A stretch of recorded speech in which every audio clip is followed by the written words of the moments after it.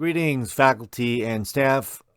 I was asked by a number of faculty to kind of put something together based on some of my, expertise and knowledge base in this area, as well as a number of materials that I've been gathering from experts in epidemiology. We're at the point in the pandemic where it's kind of getting a little out of control, and it's also reaching a peak that is greater than before the other peaks.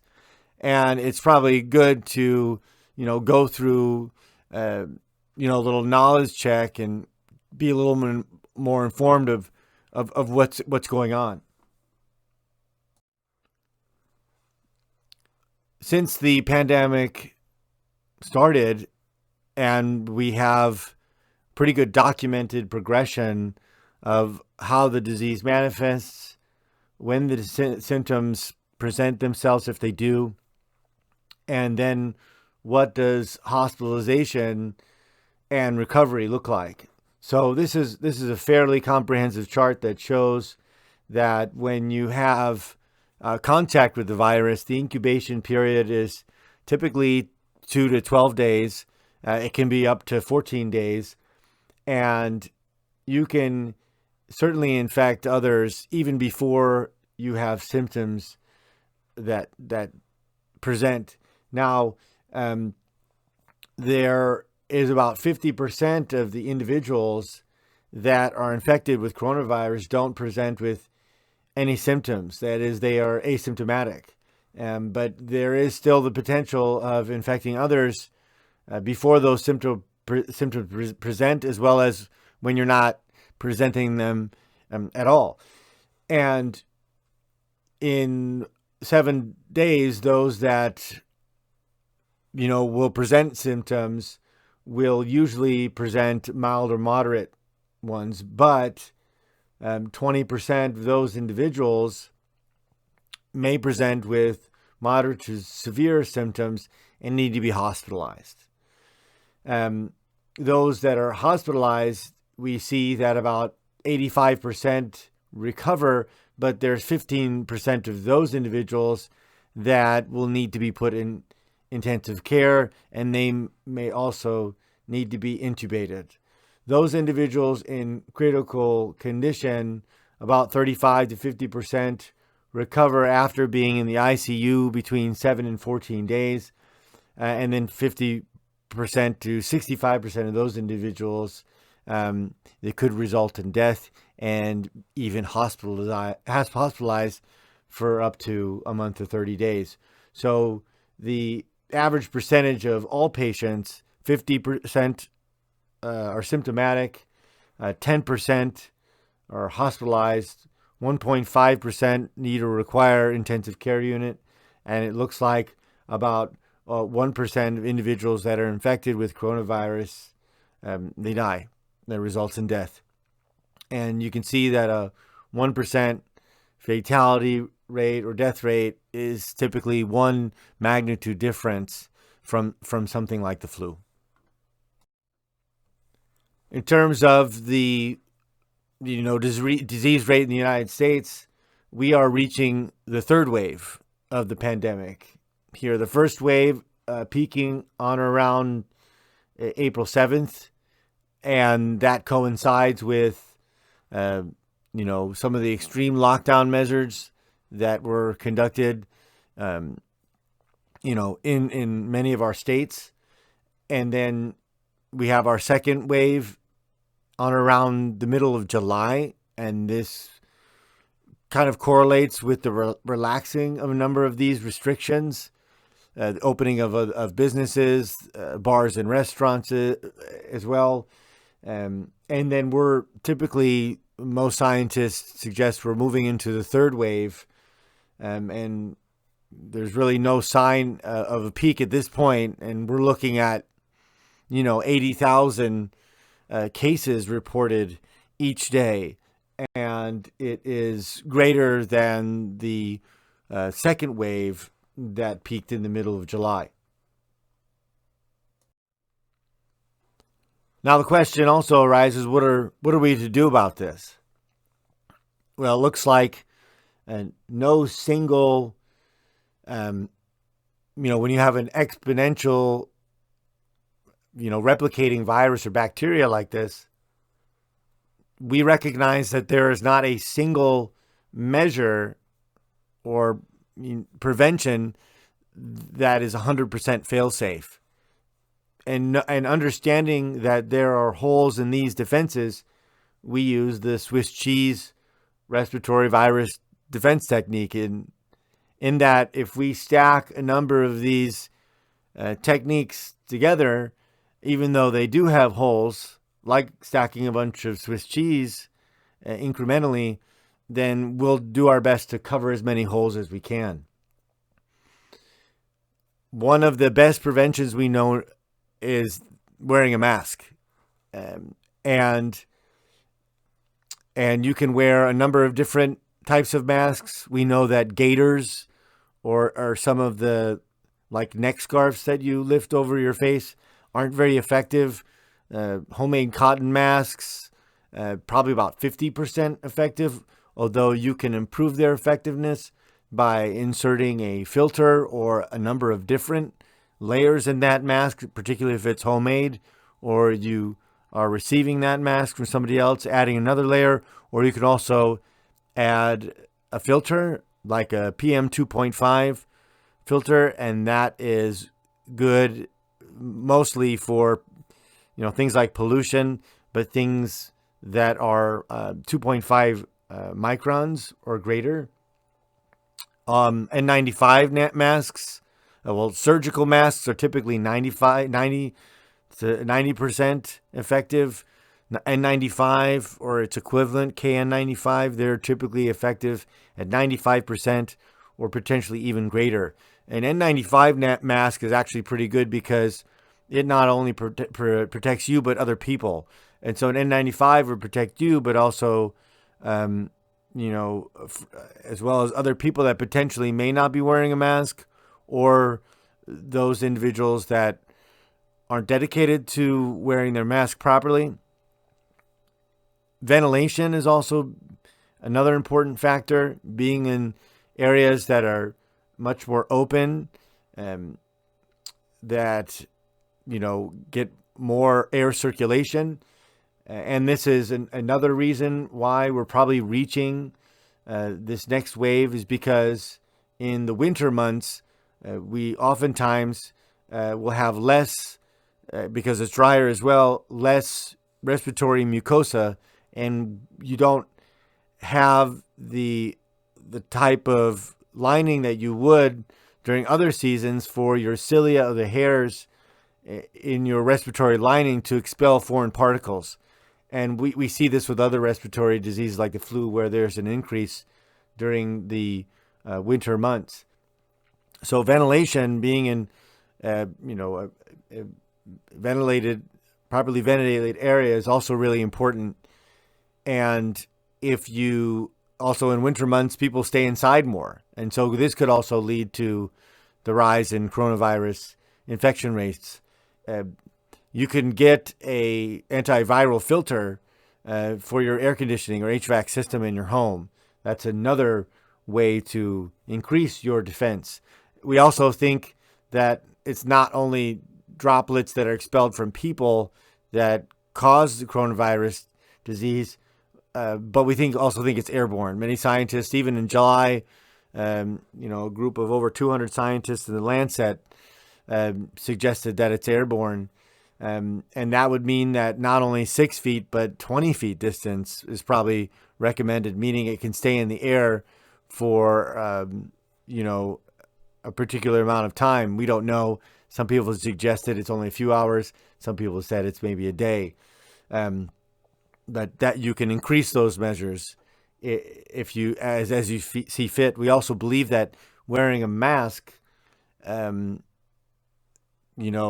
repeatedly and consistently will also protect you from the initial inhalation of those droplets.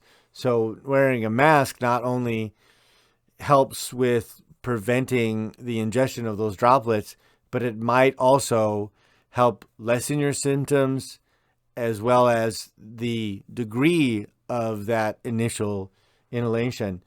We know that hand hygiene is actually very important. We know that the coronavirus might survive on surfaces and could be up to a number of hours or days. However, there might not necessarily be the need to wear gloves, but you could. But understand that even masks and gloves, that they're typically made for single use. And so, be wary about changing gloves as well as changing your mask. If you wear a mask that's washable, be consistent about washing it. And if you were to wash your mask, I would suggest using something like bleach to wash it with. Hand hygiene has been shown to be also a very important defense against coronavirus. Washing your hands with soap and water. You could also use sanitizer. That might help. I usually do that, because you can't always wash your hands. I have some hand sanitizer with me or in the car, but you should always be washing your hands and doing it repeatedly. I mean, you should maybe even start getting used to your hands being very dry because you've washed your hands so many times per day. And so, and do this for 30 seconds with warm water. Make sure you interlock your fingers, that you're washing over your thumbs and the web of your hands. You can also take your nails and scrub them in each one of the palms of your hands. That's another way. Make sure you're rubbing across the dorsal aspect of your hand. That doesn't include the palm. Other measures that we'll also see with healthcare systems that will improve is better and faster testing, contact tracing. That is when you locate somebody who has contracted the coronavirus and you monitor or follow their movements or restrict them. Surface cleaning is also another area of defense, making sure that you're cleaning typically with something like bleach or hydrogen peroxide, or even rubbing alcohol has shown. Something with 70% alcohol or greater has been shown to be a really good coronavirus defense killer. Mostly doing this on surfaces, countertops, handles, and door handles. And also be wary of you and what you're touching. Thinking about places where there's high touch areas between or within people. And you can probably, be a little more lax or relaxed on areas where it's only you touching. For instance, like if you're in an office space, that's mostly you in there. But then, the handle on your office door, the handle, to the break room or lounge, or the handle to the bathroom, those would be high touch areas that you'd have to be very careful with. I usually use the back of my hand, or I'll use my shoulder. I might take my shirt or my sweater and then cover it over my hand to open things. And then, of course, washing your hands after you make contact with some of those high-touch areas. You may have heard a number of individuals talk about herd immunity, and there's lots of misinformation out there about herd immunity, so I'll do my best to kind of set a bit of the record straight here. One of the biggest preventers is mask wearing, and it's likely that a national mask mandate would be very effective here in the United States. I know that Dr. Anthony Fauci, one of our top experts in infectious diseases, recommends it, and a mask could probably save, maybe 100,000 lives or so or more. Most experts in terms of modeling suggest that there will probably be twice as many people that have died from coronavirus by February. That is 400,000, 500,000. It could actually even be more. we're also probably going to see infections persist and deaths at high rates persist even to areas where there are long winter months, sometimes even into April. And we may see in particular regions of our country where the outbreak will be consistently high, or we'll see smaller waves in each one of those areas when they pop up when there's colder weather and people are likely spending more time indoors. Now, we think we have a pretty good idea as to how many estimated individuals that contract COVID-19 to gain herd immunity. We also know that the antibodies don't last that long, in a matter of months. We also know that it's pretty rare at this point for anybody to be reinfected with coronavirus. I think there's one case in Nevada and there's 2 cases in Europe that we know of throughout the world. Now, that's a good sign that it's not something that you might acquire again. However, as this disease is basically affixing itself to us, this is a natural selection event where it has found, the right, recipe to infect our bodies. And it was something like SARS Classic in 2003 that the coronavirus had a problem really kind of breaking the spike and releasing the viral code. Well, it has figured out basically how to do this with a protein that is kind of ubiquitous in our body cells. So now it has no problem breaking the spike and releasing the viral code to infect your cells and then any other cells it so chooses.